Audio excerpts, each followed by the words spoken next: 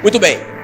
Então, irmão, esse versículo é muito poderoso. Na verdade, eu estou revelando aqui para vocês o versículo preferido da pastora Meila. Ela ama esse versículo.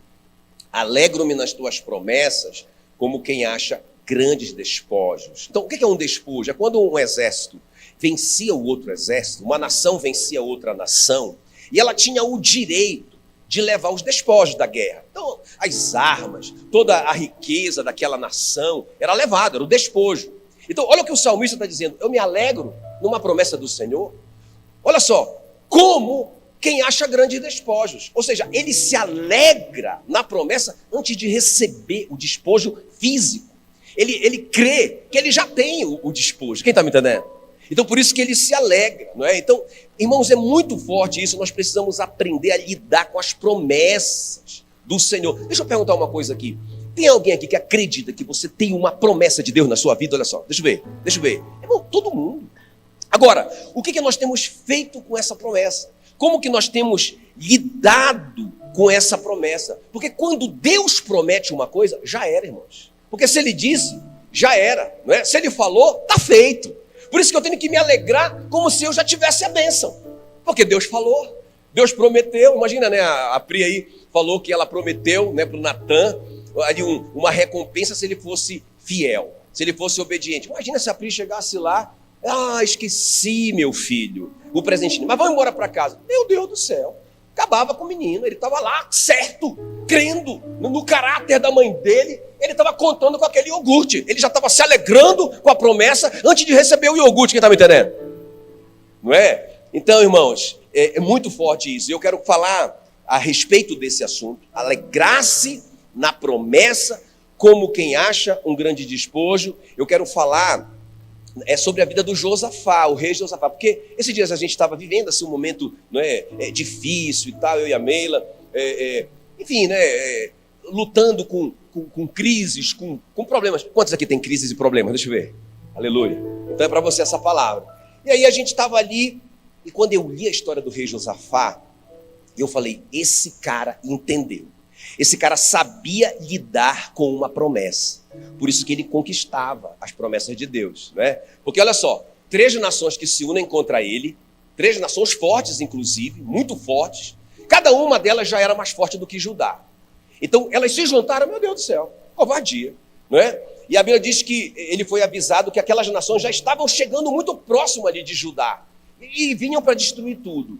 E a Bíblia diz que o Josafá teve medo e se pôs a buscar o Senhor. Pensa, uma crise, ele estava angustiado, ele estava preocupado, ele estava ansioso, não é? Ele estava, meu Deus, o que é que eu vou fazer com essa situação? Aí ele foi orar, ele foi buscar o Senhor. E o que é que o Senhor deu para o Josafá? Uma promessa.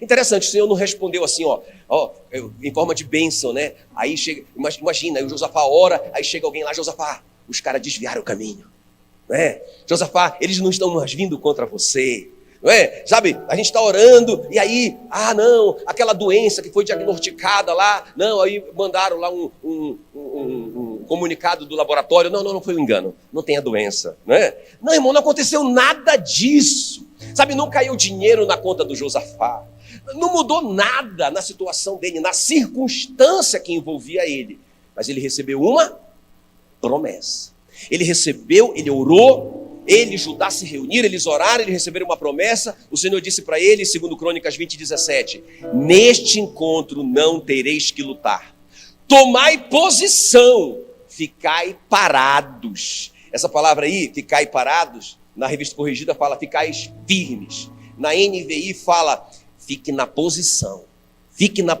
olha só, e vede o salvamento que o Senhor vos dará. Foi uma promessa. Quem está comigo aqui, ó? Foi uma promessa, ele só recebeu uma promessa, ele não recebeu a bênção em si, não mudou nada, mas ele recebeu uma promessa. Agora, eu sei que ele foi muito bem sucedido em lidar com aquela promessa, porque eu sei o desfecho da história, nós sabemos o desfecho da história. A Bíblia diz que depois que eles cantaram, não é, e louvaram o Senhor, finalmente eles decidiram que eles iriam a si mesmo sendo uma pequena nação ali contra aquelas grandes nações, contra aquela grande multidão, eles disseram, agora vamos. E quando eles chegaram lá para lutar, eles tomaram até um susto, mas um susto bom, não é? A Bíblia diz que eles viram só o exército dos inimigos lá, tudo caído no chão, eram cadáveres, né? Eram pessoas mortas ali, e o Josafá passou 3 dias juntos com o seu povo, só colhendo os despojos. Interessante, ele se alegrou antes, mas agora ele está colhendo de fato os despojos. Então, irmãos, aquela promessa de Deus, escuta bem, que ele não teria que lutar naquela batalha, que aquela batalha era do Senhor, se cumpriu. Então ele toma posse daquela promessa, aquilo acontece na vida dele. Então, vocês estão me entendendo que o Josafá tem muito para nos ensinar nessa noite? O meu tema com vocês nessa noite é como receber a promessa. Cadê aquelas pessoas que disseram que tem uma promessa? Não é? Porque naquele dia que eu e a Mira estávamos orando, a gente lembrou de algumas promessas. Até eu vou te contar algumas aqui. A gente lembrou de algumas promessas que a gente tinha na nossa vida. Puxa vida, eu tenho essa promessa. E o que eu estou fazendo com essa promessa? Eu estou aqui em crise, angustiado, porque o diabo está dizendo que o inimigo está perto ali, que ele vai vir para me destruir, e eu estou deixando isso me abalar, tendo uma promessa poderosa na minha vida. Né? Então, como receber a promessa? Vocês estão prontos? Amém? Estão prontos para receber a promessa? Diga glória a Deus. Então vamos ver. Então a primeira coisa que eu vejo aqui na vida do rei Josafá, não é? Então, alegrar-se antes de receber. Diga alegrar-se antes de receber. Quem aqui quer receber a promessa? Irmão, a primeira coisa que você tem que aprender, é um princípio isso aqui, eu vou te mostrar. Você tem que se alegrar antes de tocar fisicamente nessa promessa. Não é? Vamos lá para o nosso versículo. Um dos alvos que eu tenho nessa noite é que você decore esse versículo, né? Esse Salmo 119, 162. Então vamos lá comigo bem forte. Alegro-me nas tuas promessas, como quem acha grandes despojos. Só vocês bem forte.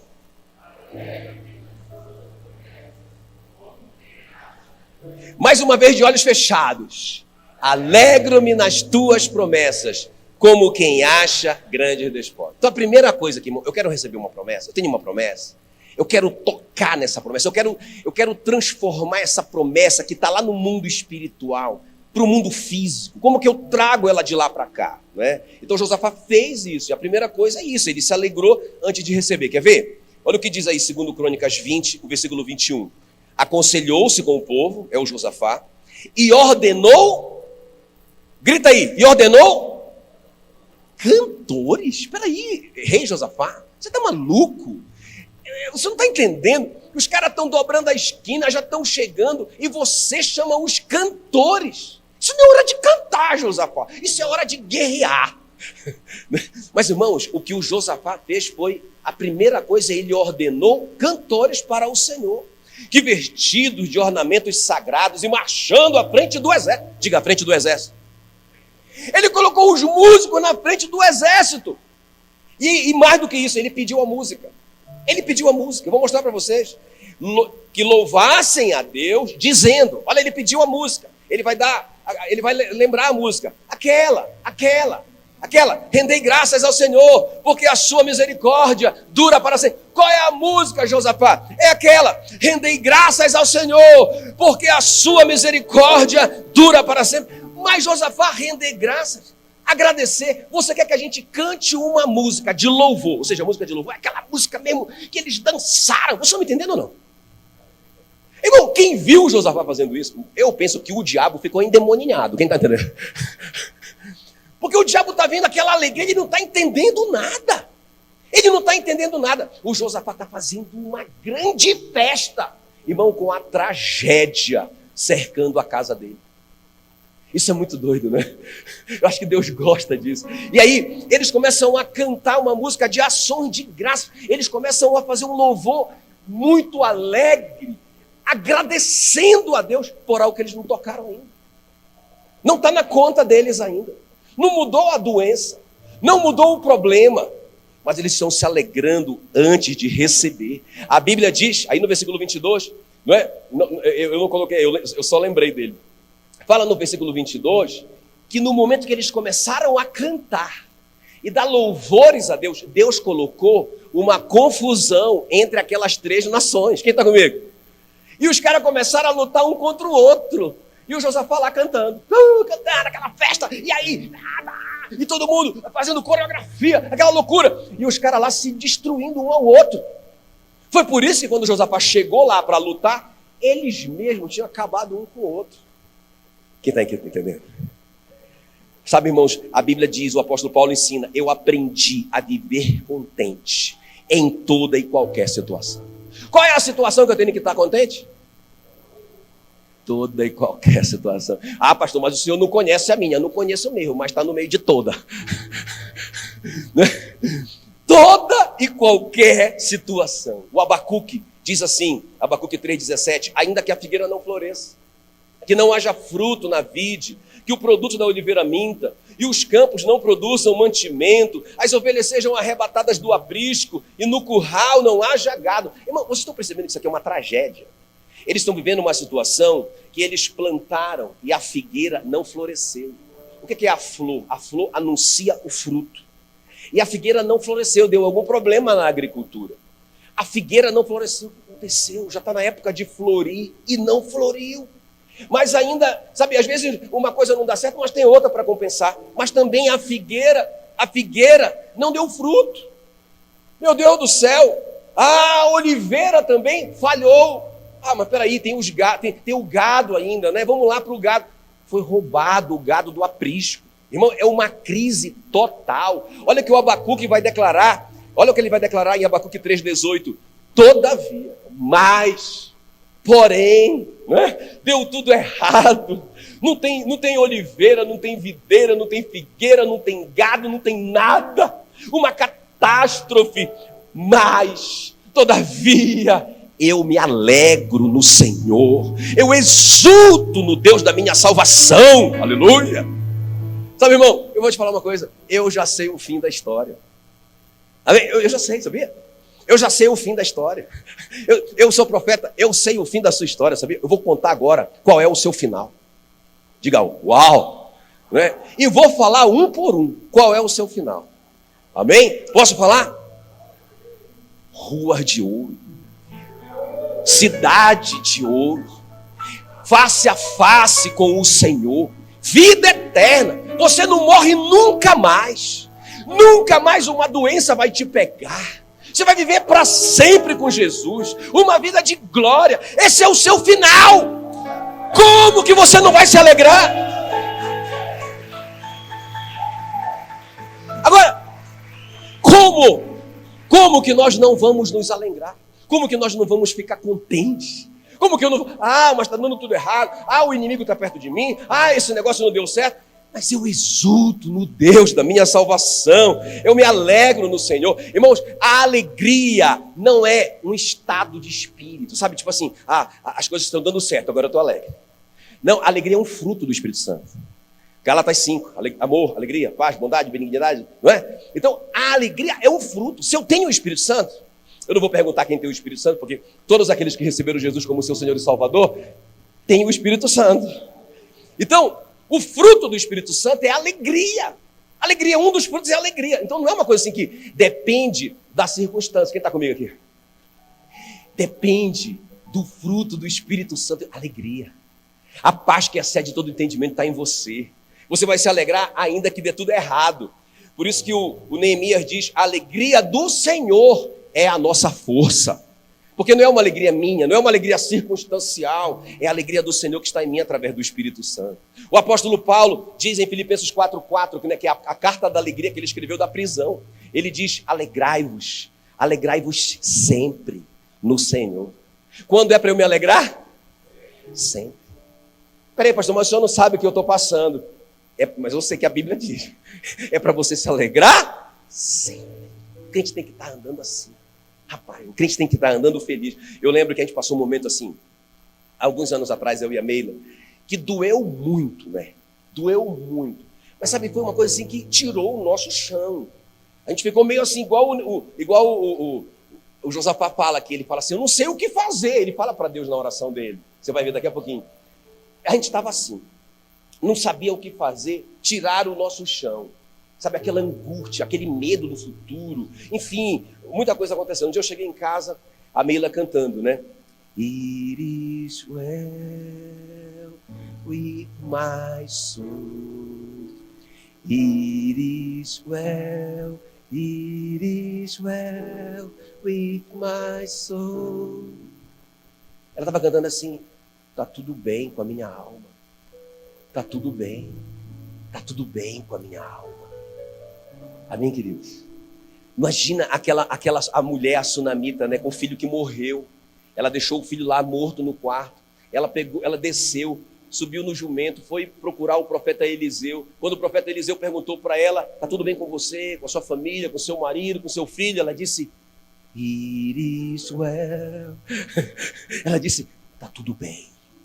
Está tudo bem. Aleluia. Primeira coisa, irmãos, que eu tenho que fazer para receber uma promessa, eu tenho que me alegrar antes. Dá um sorriso para essa pessoa que está perto de você, mas um sorriso bem sorridente mesmo, bem gostoso. E diga assim para ela: está tudo bem, está tudo bem, está tudo bem. A alegria do Senhor é a nossa força. Alegrai-vos sempre no Senhor. Eu aprendi a viver contente em toda e qualquer situação. Alegro-me nas promessas, como quem acha grandes despojos. Aleluia, aleluia. Então a primeira coisa é isso, irmãos, que eu aprendo com Josafá. Ele se alegrou antes. Ele se alegrou antes. Chama os cantores. Tá doido, Josafá? Cantores. Cantores. Não é tanque de guerra, não. Cantor. Eu quero os cantores aqui na frente. Josafá, mas só uma informação, os caras estão dobrando a esquina. Ele falou: traga os cantores e vamos cantar uma música de ação de graças. Aleluia. E vamos dançar, e vamos festejar. Eu imagino os caras olhando um para o outro, ele ficou doido. Ei, canta mais, coloca essas músicas lá na sua casa, no seu carro, cante mais, cante, a alegria do Senhor é a nossa força. Ao invés de você ficar triste, cante. Ao invés de você baixar a cabeça, levante a cabeça e sorria. Tá tudo bem. Eu já sei o final, agora você já descobriu também, você já sabe o seu final. Ninguém pode matar você. Depois que Jesus morreu na cruz, irmão, a sepultura é só uma passagem, aleluia. Só que a gente sai do outro lado lá com o corpo glorificado, aleluia, magrinho, todo musculoso, glória a Deus, altão, pode voar. Jesus voou, ele voou. Ele não subiu para o céu como um espírito, ele era um homem. O corpo dele glorificado, que os discípulos não reconheceram aquele homem poderoso. Quem está me entendendo? Ele atravessou a parede, glória a Deus, ele atravessou a parede, irmão. Os caras estavam com a porta fechada, ele apareceu lá dentro. Ele não era um fantasma, ele disse: pega na minha mão, Tomé, pega na minha mão, pega aqui do lado, eu sou um homem, só que eu estou com o corpo glorificado, moço. Quem está me entendendo? Então, a gente morre aqui e sai de lá, chora, top da... Quem está me entendendo? Amém? Aleluia, aleluia. Muito bem. Eu já sei o final, irmão. Eu já sei, por isso que eu estou alegre. Eu já sei o final. Muito bem, a segunda coisa que eu vejo aqui na vida do Josafá, né? Então, conhecer o autor da promessa. Vocês conseguem me lembrar a primeira coisa que eu tenho que fazer para receber uma promessa? Alegrar antes de receber. Alegrar antes de receber. Qual que é a segunda? Conhecer o autor. Quem fez a promessa? Quem fez a promessa? Vamos lá para o nosso Salmo. Salmo 62, Salmo 119 e 62. Só vocês, bem forte. Alegro-me nas tuas promessas, como quem acha grande desprezo. De olhos fechados, bem forte.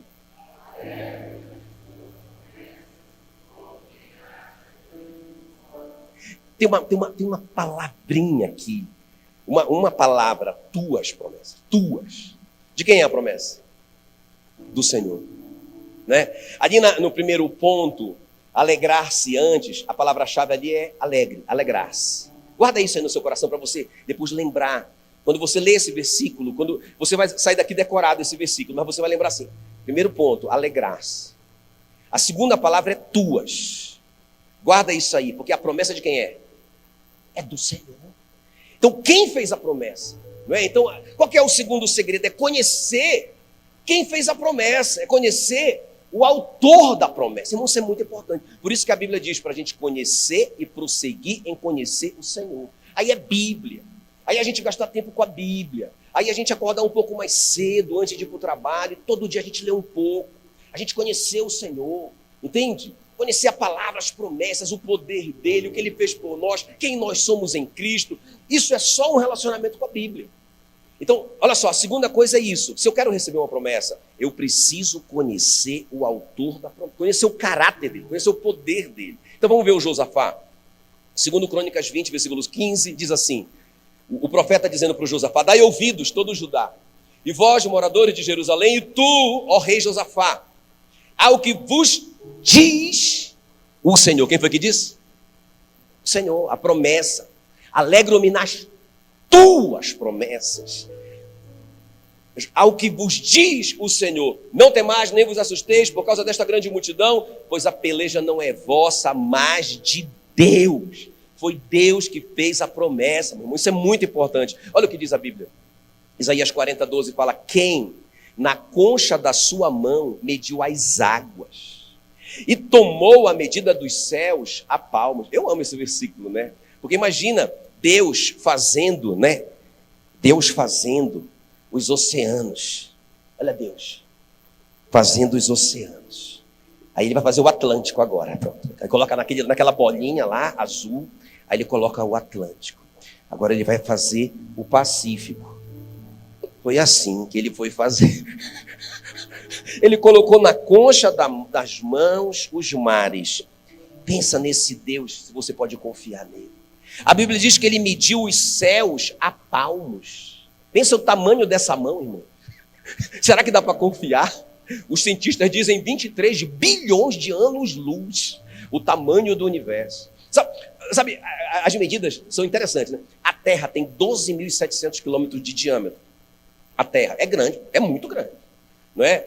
Mas o Sol tem 1.400.000. O que significa isso? Que a Terra é menos do que 1% do tamanho do Sol. Eu tenho essa imagem na escala, eu pedi para os meninos colocarem para mim aí, essa imagem na escala, para vocês terem uma ideia do que é a Terra perto do Sol. Dá uma olhada aí. Coloca aí. Olha a Terra. Olha o Sol. Na escala, hein? Deixa parado aí. Olha aí. Aí, irmão. Você mora nessa bolinha.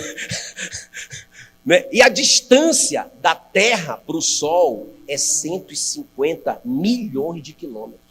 Sabe o que significa isso? Se um Boeing voando a 800 quilômetros por hora pudesse viajar sem parar, ele demoraria 21 anos para chegar da Terra ao Sol. E Deus mediu os céus a palmos.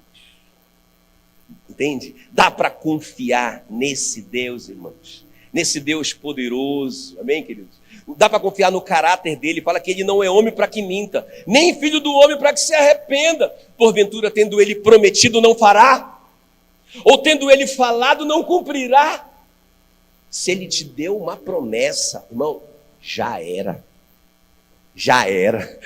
Amém, querido? Se ele te deu uma promessa, está feito. Está feito. Se alegre, festeje. Ele que fez a promessa. O Abraão, irmão, por que o Abraão é chamado o pai da fé? Porque o Abraão, a Bíblia diz que ele sem enfraquecer na fé, embora ele levasse em conta o seu próprio corpo amortecido, sendo já de 100 anos. Mas ele não enfraqueceu da fé. E a idade avançada de Sara, ele não enfraqueceu. Irmão, ele olhou para o corpo dele, ele pensou assim: rapaz, para mim é impossível, né, eu ter esse filho. Ele olhou para a dona Sarinha, já se curvando, coitadinha, já andando de bengala com 90 anos, ele olhou para ela, e ele não enfraqueceu, esse cabra macho, ele não enfraqueceu na fé. A Bíblia diz que ele não duvidou por incredulidade da promessa de Deus, mas pela fé ele se fortaleceu dando glória a Deus. O cara está dando glória a Deus, irmão, com o corpo amortecido de 100 anos. Está dando glória a Deus, casado com a dona Sara de 90 anos, e o Senhor disse, ela vai dar luz. E ele está dando glória a Deus por uma coisa que ainda não caiu na conta dele, porque ele estava plenamente convicto, diz a palavra, que aquele que prometeu era poderoso para cumprir. Porque ele sabia quem fez a promessa. Não interessa, irmão, quanto você tem na conta. Não interessa se você é capaz ou não é capaz. Não interessa isso. O Josafá também não dava conta, mas ele sabia quem fez a promessa. Ele sabia quem fez a promessa. Quem está me entendendo? Amém? E a terceira e última coisa aqui para a gente orar. Vamos lembrar, me ajuda aí. Como que eu tomo posse de uma promessa? Me alegrando antes. Como que eu tomo posse de uma promessa? conhecer. Ei, saia daqui, olha. Sai daqui com esse desafio no seu coração. Eu vou conhecer o meu Senhor. Não é? Eu não vou me satisfazer só de saber sobre o Senhor no domingo. Só através do que o pastor Jackson sabe de Deus, sobre Deus. Não, eu não vou ficar satisfeito com isso. Eu vou ter um relacionamento pessoal com Ele. Não tem mais véu que separa o santo dos santos. Cada um de nós pode entrar livremente, irmão. Não precisa mais do padre para te levar lá, ou do pastor para te levar lá. Você tem livre acesso à sala do trono. Cresça em conhecer, prossiga em conhecer o Senhor. Aleluia! Amém, queridos? Agora, a última coisa, muito forte, eu acho que isso aqui é muito prático para a gente terminar. Eu queria deixar uma coisa bem prática. Diga comigo, redirecionar o foco. Se alegrar antes de receber. Vamos lá, se alegrar antes de receber. Conhecer o autor da promessa. Redirecionar o foco. Vamos lá o nosso Salmo 119, 162.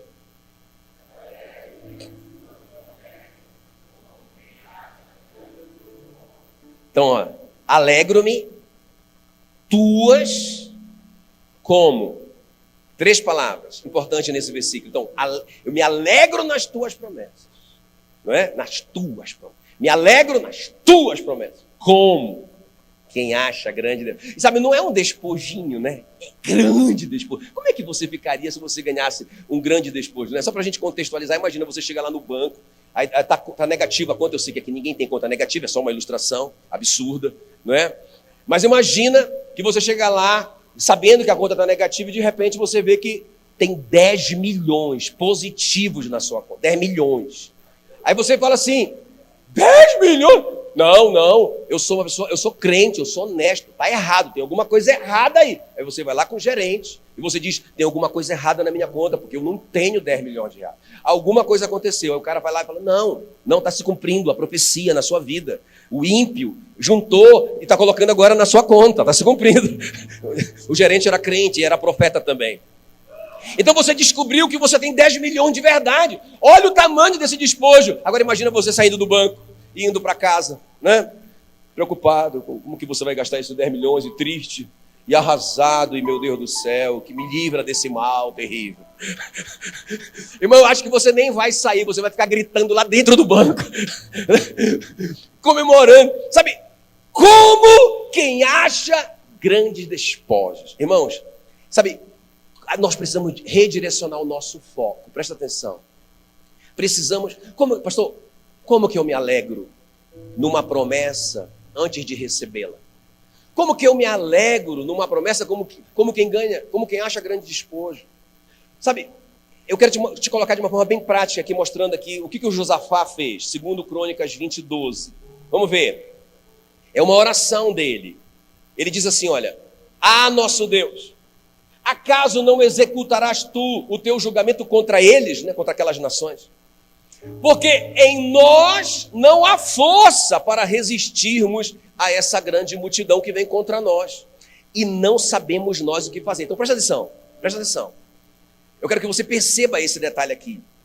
Então, ele está orando ali, ele diz, Senhor, em nós não há força. Aí eu quero contextualizar com a sua situação. Se é financeira, Senhor, não tenho como pagar essa dívida. Não é? Se é uma doença, Senhor, é um diagnóstico de um câncer, não é? Grau 4. O médico disse que eu tenho pouco tempo de vida. Entende? Não há força em mim. Eu não tenho como, humanamente falando, fazer. E eu não sei, ele declara, eu não sei o que fazer. Mas eu acho tremendo o porém que tem aqui, irmãos. Aí ele diz assim, porém, os nossos olhos estão postos em ti. Ou seja, você percebe que há uma mudança de foco. Você percebe que o Josafá está focado no problema dele. Ele está focado naquelas 3 nações. Ele está focado no que ele não tem. Ele não tem um exército do tamanho daquele. Ele não tem armas suficientes. Ele não tem gente suficiente treinada. Ele não tem nada. Ele não tem como lutar com aquele povo. Quem está me entendendo? Mas aí ele muda o foco. Mas eu não estou focado nisso. Meus olhos estão postos em ti. O que é que ele está dizendo? Meus olhos estão postos no que o Senhor disse. nas tuas promessas. Quem está comigo aqui? Amém, querido? Sabe, eu vejo ali, eu acho que, irmão, esse é o grande segredo, da gente redirecionar o foco. Olha, para de ficar olhando para esse problema. Olhe para o seu Deus. Sabe, foco é assim, olha. Se eu olho para esse papel, quer ver, presta atenção aqui no que eu vou te falar. Se eu olho para esse papel, eu estou vendo esse papel, mas eu não estou focado só nele, porque eu consigo ver a caixa de som, eu consigo ver ali a sala do Pasquides, eu consigo ver aqui na minha visão periférica a bateria. Eu não estou focado só nele, mas à medida que eu fico só nele, se eu fico focado só nele, vocês estão percebendo que a minha visão só consegue ver isso agora? Eu estou focado nesse problema, eu não estou focado mais em nada. Então quem está me entendendo que esse problema cresceu para mim? Ele ficou gigante para mim. Não, irmãos, nós precisamos aprender a mudar de foco. É a Bíblia que diz isso. Nós precisamos, sabe, olhar o que a gente tem. Deixa eu te falar de uma forma bem prática, porque eu estou te contando a minha história com a Meila naquele dia lá, né? Que foi na semana antes da gente ir para Palmas. Porque a gente estava focado no que a gente não tinha. Falei, não, amor, a gente tem que focar no que a gente tem. Aí eu lembrei da multiplicação dos pães.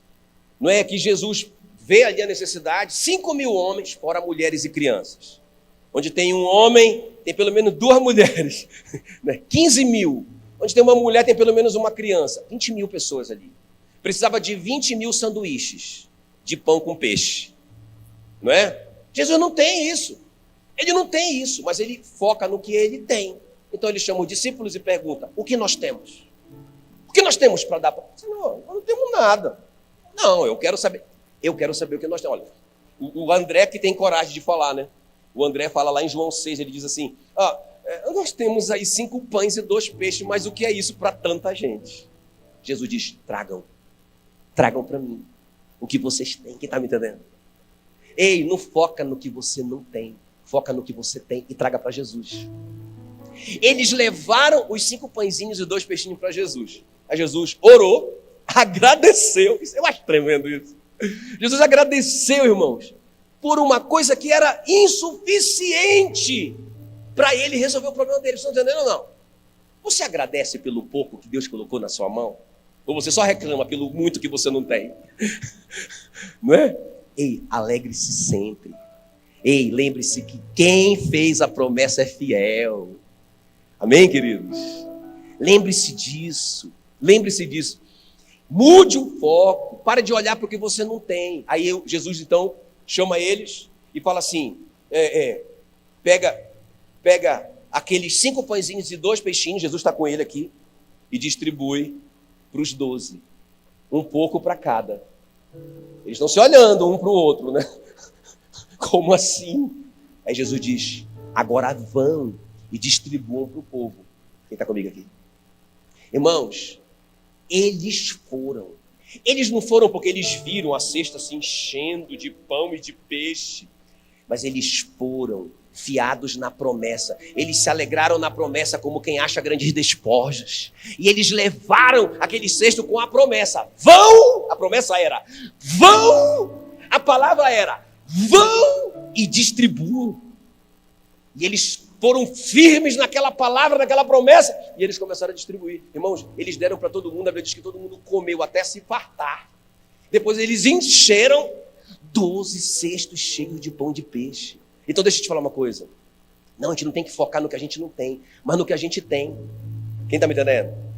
A própria viúva, né? A própria viúva, que o profeta perguntou para ela, porque ela tinha... Os caras vieram pegar os filhos dela para ser escravos por causa de uma dívida do marido dela. Ela não tem como pagar a dívida. Ela não tem todo aquele dinheiro para pagar a dívida. Mas o profeta faz a pergunta para ela, o que você tem? Quem está comigo aqui? Está vendo? Está vendo? O que você tem?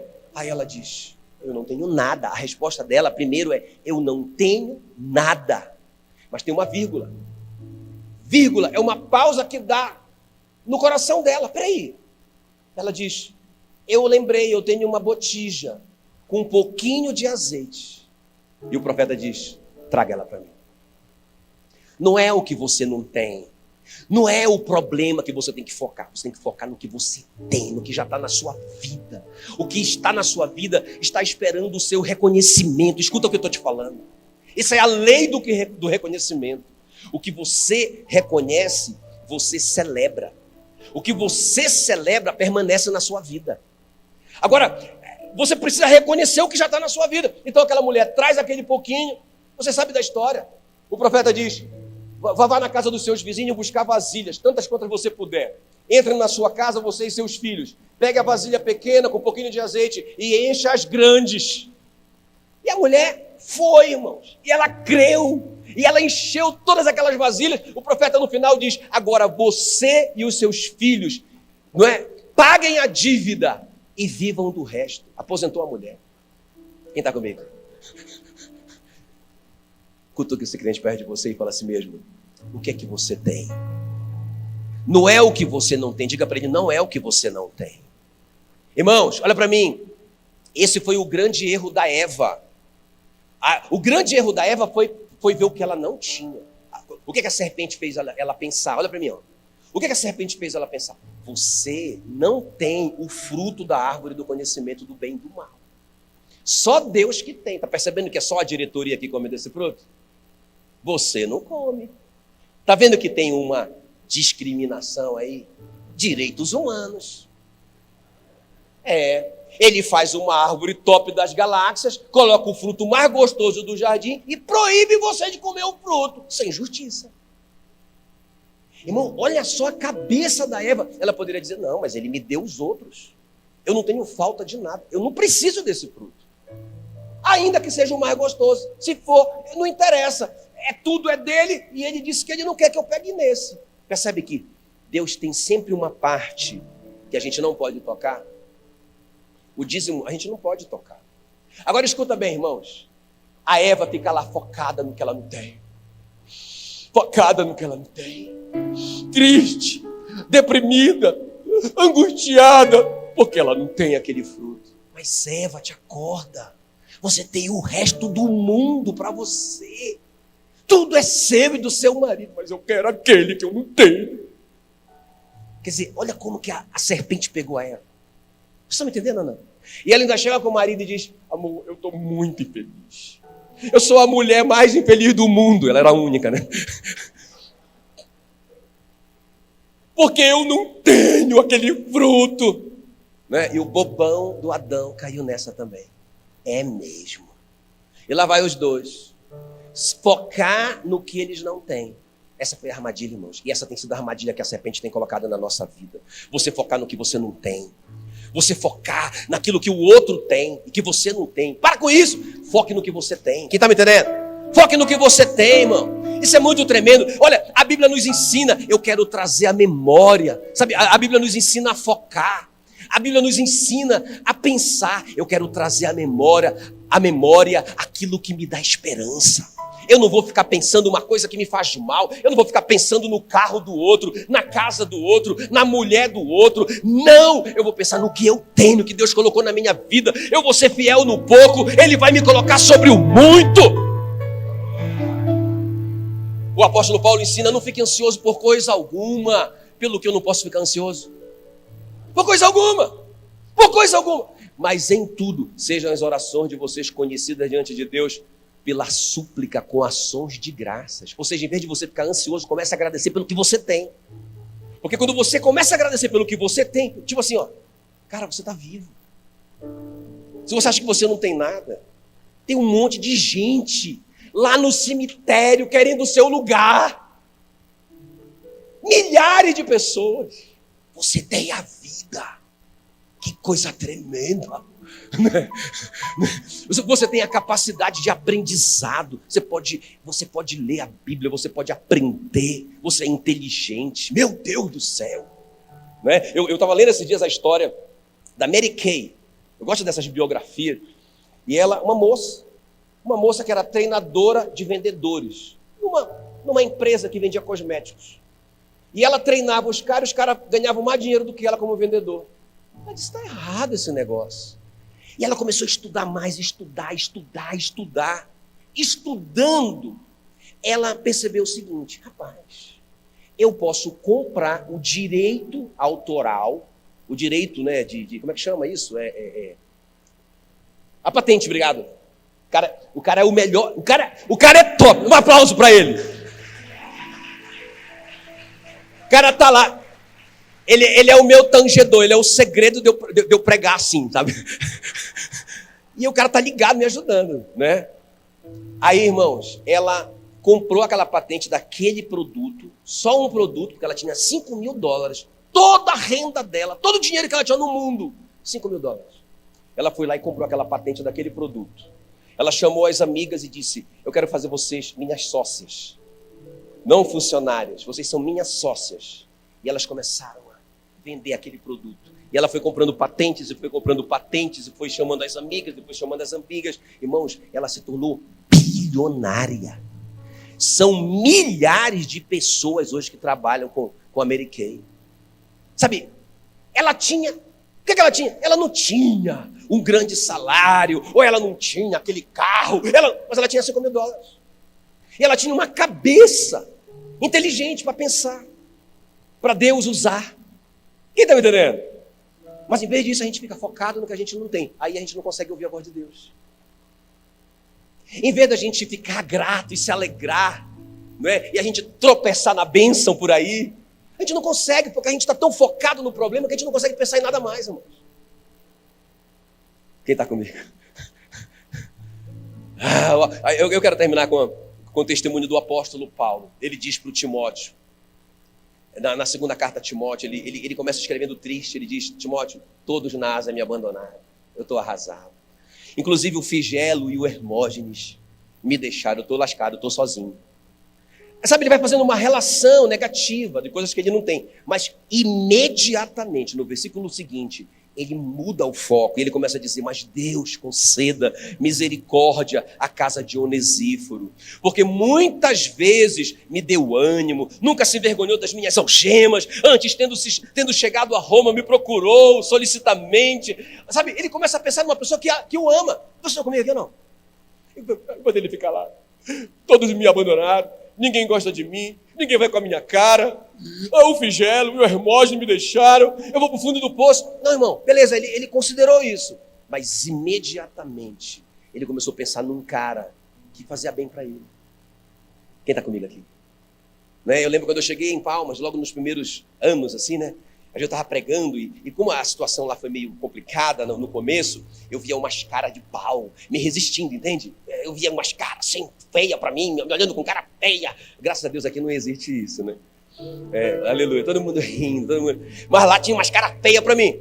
E eu deixei isso me abalar, deixa eu confessar para você. Eu deixei isso me abalar, eu deixei isso me ferir. Aí eu ia para casa arrasado.